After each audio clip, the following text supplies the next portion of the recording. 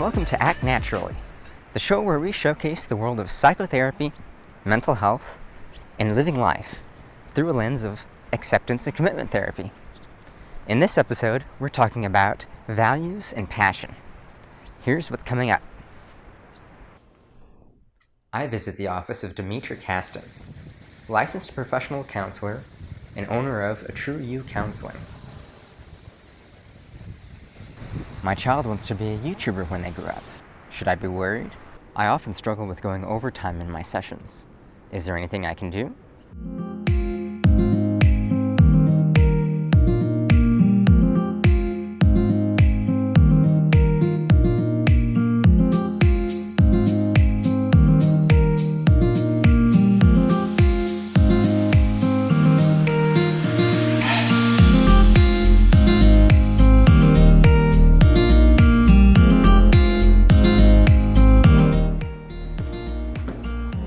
I'm headed to the office of Demetra Caston, counselor and owner of A True You Counseling. Hey Demetra, it's really cool to see you again. I'm really excited to talk to you about the kind of work that you're doing. Thank you for having me. I'm excited as well. So Demetra, in your practice, what are you doing that you feel is fresh or unique? I use a lot of technology-based applications. My kiddos like to do expressive arts, and so I'll find some apps online that will allow them to draw and paint and things of that nature, but where it's online. Okay, so you're using technology in pretty cool ways. Absolutely. All right, and you said you work with kids. Is there a specific age range that you're working with? My youngest has been a 2-year-old, and I will go up to 18 years old. But the sweet spot for me is kiddos that are between the ages of 6 and maybe 12. Okay, cool. And is there any intervention or technique that you're putting a spin on? So I primarily use trauma-focused CBT, and with that model, it requires a trauma narrative where the kiddo is explaining what happened to them from the beginning and to the end of their story. And so with younger children, you can't necessarily use a trauma narrative, and so we'll do some different activities that allows them to express what happened to them, but you're not necessarily doing the traditional trauma narrative. What aspect of your work are you most passionate about? When I started, I thought I wanted to work with couples, dealing with communication issues and things of that nature. While I still want to deal with that, most of my training has been dealing with individuals that have been abused sexually and other traumas, and so I find myself drawn towards that population. Additionally, I love teenage girls, so I didn't think I would, but with working with them, I see the most change with that population. Okay, cool. Yeah, and I was just about to ask that. Is there a population or an issue that you enjoy working with, more than others? Sure. Yeah, again, so I thoroughly enjoy the trauma. I didn't think I would. I thought that dealing with clients that deal with sexual abuse over and over again, that it would possibly drain on me and just cause some outside stress outside of the office. But I haven't, I thoroughly enjoy it, and I find that population is eager to find healing, and so it's easier to work with that population. I'm curious, what do you think the future of psychotherapy in general will look like in 10 years? Well, I'm hoping that it will be more ethnically sound because the models that we're using currently have been normed for European males from the 19th century, and so I'm hoping that there will be more models that inclusive of LGBT community, or maybe more African American experiences or more Hispanic experiences. And so I'm looking at some current research now for post-traumatic slave syndrome, and then there's, I think, a NTU model that's emerging that focuses on a more Afrocentric viewpoint, and so I'm curious to see those different models emerge in the future. Oh yeah, definitely. What are some important aspects of your life outside of your work? Well, I thoroughly enjoy being a mom, being a wife, and so my biggest goal or greatest reward in life is to see my children be emotionally healthy, and to have a relationship that models the things that I'm trying to improve with other couples. So, greater communication, greater conflict resolution skills, admiration, and things of that nature. Yeah. Have you seen your own relationships in your own life, change because of the work that you do? I do. Prior to starting my work, I thought certain things were normal or most families experienced it. And being more informed now, I know, no, those things are not necessarily normal. But with some training or some education or some various other types of work, you can tweak those things, and they don't have to be such a blaring difference from what it used to be before.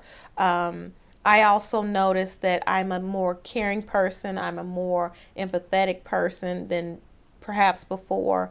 The way I parent my children is different because I am more informed. I factor in more of their feelings, and as opposed to how I grew up, where it's you do as you're told, you don't ask questions, and so I try to incorporate my children more in their own ideas, and even with punishment. So, like I said before, it would be here's your punishment. You're gonna take it, and you're gonna accept it and not talk back. Whereas now, I ask them, what do you think would be the best way to deal with this situation, or how could you have done it better? And that's because of the training that I have now. It's allowed me to do things differently. Oh, cool. Very cool. Cool. So, Demetra, you said something earlier. You said ethnically sound. Did I hear that right? Yes. Okay. So, essentially, what that means to me is that using theory that incorporates someone's ethnic or cultural traditions. And for example, I mentioned earlier the NTU psychotherapy. And so that's essentially an Afrocentric theory that incorporates one's culture, and to help deal with their mental health issues. Wow, wow. Tell me a little bit more about kind of how you've seen that kind of take place in your work. I mean, are you doing things right now with clients who really need this Sure. from a therapist in Absolutely. this day and age? And even from a macro level, there are African American clients that shy away from the traditional, maybe Caucasian therapist, primarily because they don't feel as though they can relate to some of the cultural issues that they struggle with. And religion plays a huge part in a lot of African American lives. They've grown up in churches, and so spirituality plays a huge part, but it's not necessarily something that's taught in most graduate programs or in counseling theories. They don't incorporate spirituality to that degree. Yeah. And there are some different forms of Afrocentric spiritualities that may seem a little more taboo than others, and so those are things that are shied away from in traditional counseling. However, being African American and being from an Afrocentric region of the world, the spirituality and different taboos practices should be incorporated in counseling. And so this approach incorporates some of those different spiritualities, allowing you to pull from ancestral forces. And so I think that's something that would be more beneficial to the African American community moving forward, and that should be explored in terms of how do we incorporate your spirituality versus just a traditional methodology to help bring in more awareness to your issues. And also, we look at some of the things now that are happening within the African American community. we see that more African American men are being prosecuted, or we struggle with African American men being killed, how I would say unnecessarily. And so they bring those issues into the counseling room. And if they don't feel as though their counselor can at least understand their dynamic, this extra dynamic that they come in with, then they're less likely inclined to seek out mental health services, and mental health services from a clinician that does not mirror their own image. Yeah, definitely. It was wonderful talking with you today, Demetra. You're doing some really interesting and cool work. Thank you for having me. It was my pleasure.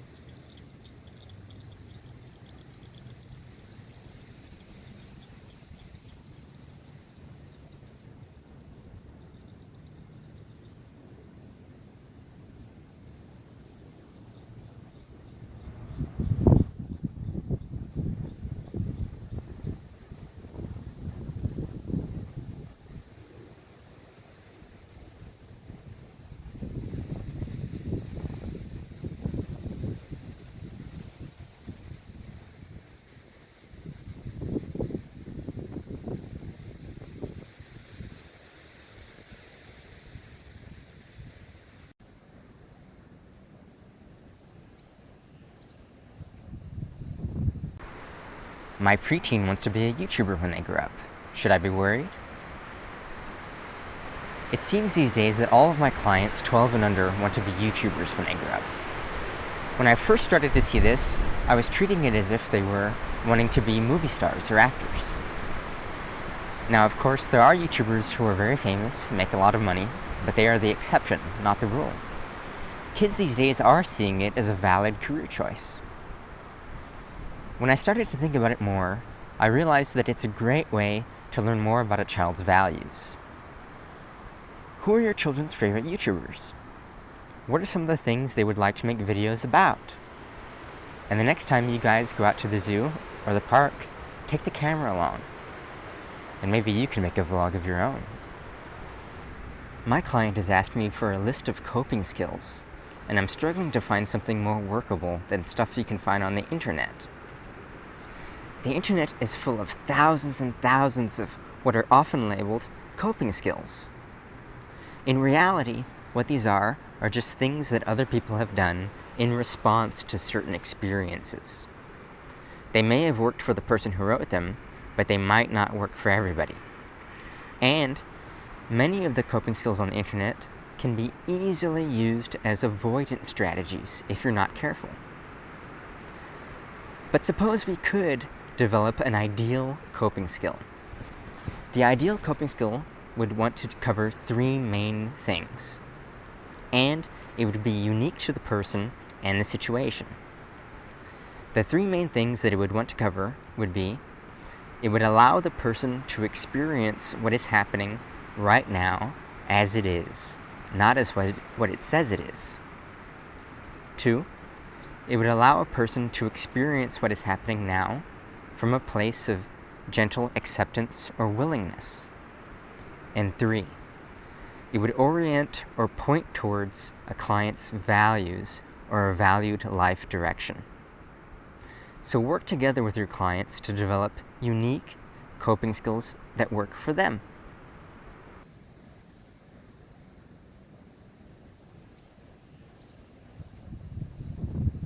I often struggle with going long in my sessions. Is there anything I can do? I very rarely struggle with going overtime in my sessions, partly because I utilize a very consistent session structure, and also partly because I set a timer. My watch vibrates unobtrusively when it's time to start wrapping up a session, but I don't keep this a secret from my clients.